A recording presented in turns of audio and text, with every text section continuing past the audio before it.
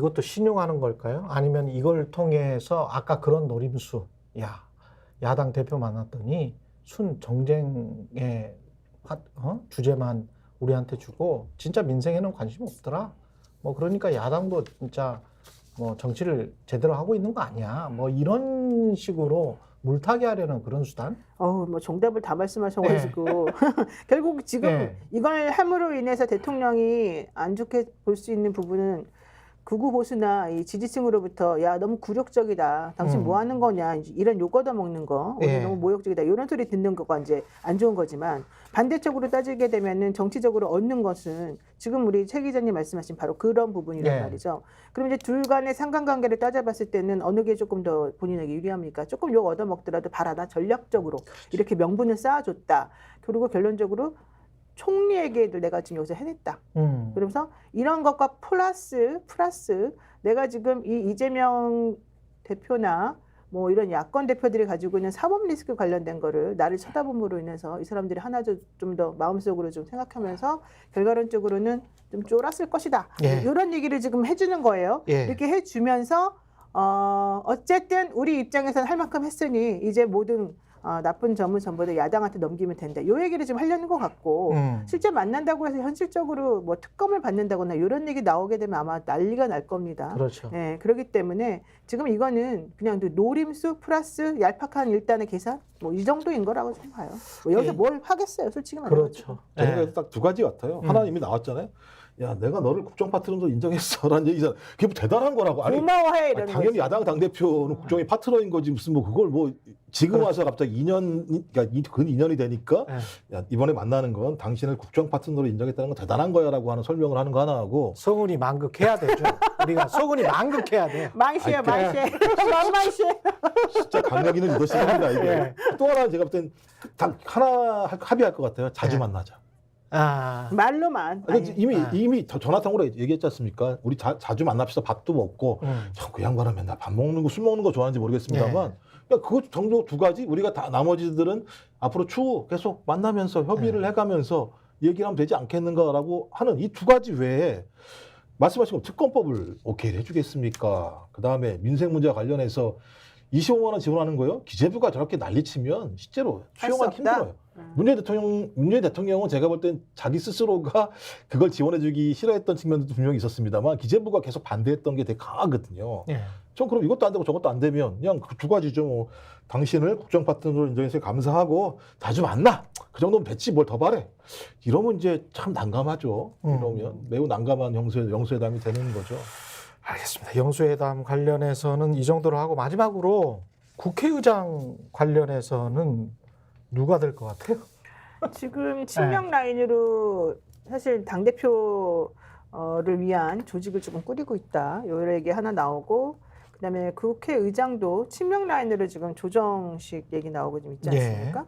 근데 사실은 추미애 그 의원 당선자가 지난번하고는 많이 달라졌어요. 추미애 당선자가 많이 참아요. 이번에 공천 때도 보게 되면 끝까지 당에서 가라는 대로 가겠다 그러면서 일단 많이 자제하는 모습을 보여가지고 이분이 와야지 좀 브레이크가 없이 좀 스무스하게 잘 될 수 있을 것이다. 이런 생각들을 내부적으로 좀 하고 있는 것 같더라고요. 그래서 저는 지금 추미애 이 라인을 조금 좀 강하게 생각하고 있어요. 국회의장으로? 어떻게 보십니까? 전 잘 모르겠어요. 왜냐하면 이게 이제 의원들이 결정하는 문제이기 그렇죠. 때문에. 의원들이 결정하는. 그렇다면 이제 제가 투표합니까? 투표를 투표하죠. 하죠. 근데 이제 이게 이제 국민의힘까지 다 포함해서? 아니죠. 민주당에서 투표하는데. 민주당에서 그러니까 이제 투표를 하는 거군요. 175명. 제일 의석이 많은 곳에 175명이 합령을 할 건데. 저는 이제 이게 뭐 예를 들면 지금처럼 과반 넘어간지 아직 모르겠습니다. 결정하지 안 했으니까. 전 그러면 이제 당대표 그립이 가장 강하겠죠. 당대표 그렇죠. 그 중에 어떤 건가. 그러네요. 그다음에 이제 당대표를 중심으로 주주의 입장이 어떤 건가.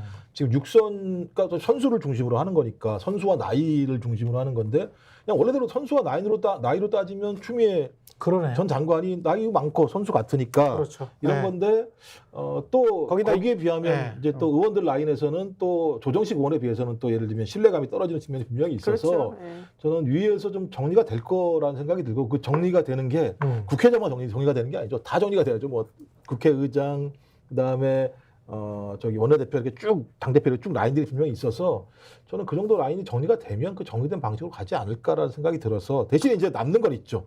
기존에 있는 김진표 국회의장과는 다른 국회의장의 상을 만들어야 된다라고 하는 당의 일관된 좀 나름대로의 대국민 설명이 필요하고 둘 다. 예, 그런 설명이 추미애든 입각해서 해야 조정식이든. 되는데 이 설명으로 따지면 제가 볼 때는 추미애 전 장관이 좀 적합한 측면이 분명히 있는 건데 예. 근데 또 이제 그렇지 않은 측면에서는 또 조정식 그 의원이 좀 더 좀 나을 거라는 생각이 들기도 하고 이래서 근데 이제 의원들 그 투표 행위는 솔직히 잘 몰라요.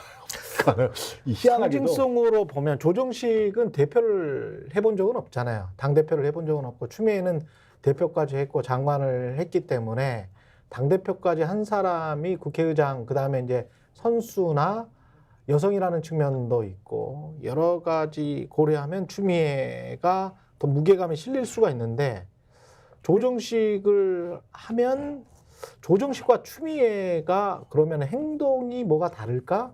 그 측면하고 그 다음에 두 번째는 뭐랄까요? 국민의힘은 어느 정도로 그 설득할 수 있을까? 거기에 누가 유리할까?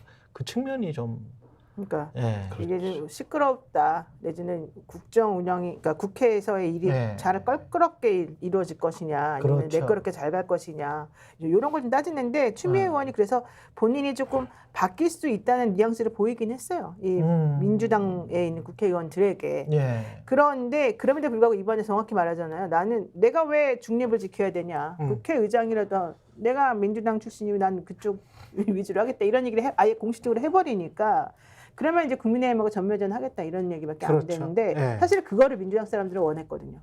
민주당 지지자들은 좀 제발 그렇게라도 해달라. 지난번에 그런 죄송합니다만 이런 표현 뭐 수박 같은 그런 국회의장 뽑아놔가지고 도대체 일이 된 게 뭐 있냐. 결국 아무것도 아닌 게 다 김진표 때문이다. 이런 얘기 되게 많이 했거든요. 그러니까 이제 그 반발력으로 지금 사실은 지지를 많이 얻고 있는 건 확실해요. 예. 근데 문제는 당대표가 얼마나 이 국회의장을 컨트롤이란 말은 좀 안 맞지만 예. 어쨌든 간에 서로 조율해 나갈 수 있느냐. 그렇죠. 자기 뜻을 관철해 나갈 수 있겠냐. 요거를 아마 따져서 좀 제가 보기엔 내부적으로 조율한 다음에 좀 정리가 될 것 같아요. 그렇겠습니다. 예. 뭐 제 생각에도 뭐 두 분이 큰 차이가 있을 거라는 생각은 들지 않는데 일단 여론조사를 보면 그런 것 같아요. 민주당 지지층 같은 경우는 무슨 협치냐 싸워라 이게 6대3 정도로 많아요. 많아요. 근데 희한하게 조국혁신당은 또 반대예요. 3대5예요. 협치라는 게 좀 많이 있어요. 아, 그래요? 그러니까 제가 거기 좀 일종의 이제 중도층 일부가 들어간 측면들이 있는 것 같고 예. 또 이제 진보층 중에서 좀 온건한 그러니까 좀 친문 성향의 일부 이제 이런 게 들어갔어서 그런 것 같긴 합니다만 좀 그렇다고 하더라도 민주당 지지층들의 요구들을 반영하지 않을 수는 없을 거라 생각이 분명히 들고요. 그렇다면 어떤 형태로든지 조정식 의원이든 추미애 당선자든 마찬가지입니다만 둘이 앞으로 어떤 행보를 보이면서 당내 의원들에게 의미 있게 다가갈 수 있을 것인가 지켜봐야 될 거라는 생각이 들고요. 예. 모르겠습니다. 참 누가 되건 제가 볼 때는 아니 뭐 다들- 싸우면서 타협하는 수밖에 없어.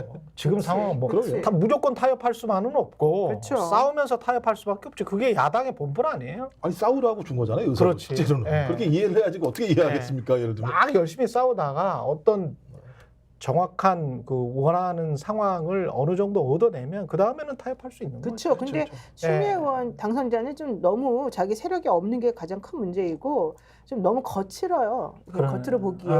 그래서 이제 그 부분을 조금 아마 좀 각인을 시켜야 될 것 같아요. 나는 그렇지 않다. 변했다. 이 모양을. 그렇게 되면 좀 달라질 수 있고 문제는 대선 시점이죠.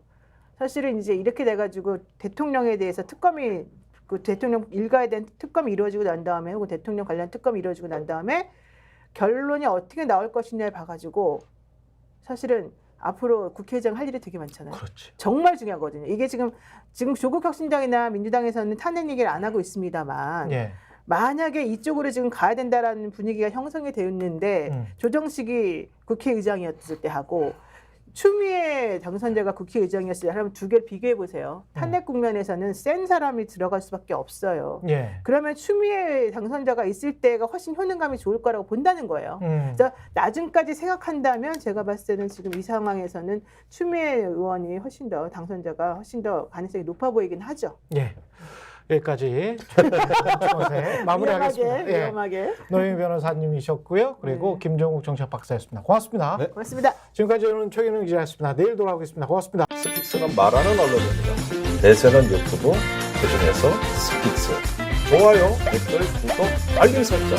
여러분이 저희를 사랑해 주시고 우리가 여러분을 사랑하는 4가지 방법입니다.